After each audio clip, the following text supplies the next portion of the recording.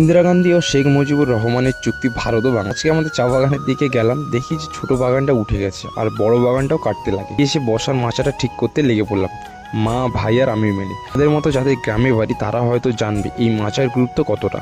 মানে বাড়ির বাইরে একটা বিশাল আরামদায়ক জায়গা, যেটা না হলে চলেই না। পারি না, তবুও কোনো রকম বানাই দিলাম। তারপর ভাবতে লাগলাম এবার কি ভিডিও করব। আর ভিডিও তো দিতেই হবে, যেহেতু আমি 100টা মিনি ব্লগের চ্যালেঞ্জ নিয়েছি। তাই ভাবলাম বাড়ির পাশে সেই পরিচিত জায়গাটা তোমাদের সাথে শেয়ার করি। তাই স্নান করে আমার সারথি নিয়ে বেরিয়ে পড়লাম সেই ট্রেন্ডিং জায়গাটার উদ্দেশ্যে। এখান দিয়ে বাংলাদেশের মানুষ আমাদের ভারতের মাটির উপর দিয়ে বিনা পাসপোর্টে যাওয়া আসা করে 24 আওয়ার। এটা 16ই মে 1974 সালে আমাদের প্রধানমন্ত্রী ইন্দিরা গান্ধী ও বাংলাদেশের প্রধানমন্ত্রী শেখ মুজিবুর রহমানের চুক্তি অনুসারে ভারত ও বাংলাদেশের স্থানটি তৈরি হয়, যেটা 3 বিঘা করিডোর নামে পরিচিত, যেটা কোচবিহার ডিস্ট্রিক্টের মেকলিগঞ্জ ব্লকে আছে। তোমরা ডিটেলসে এই নিয়ে ভিডিও যাও, তাহলে এই ভিডিওর নিচে কমেন্ট করো, আমি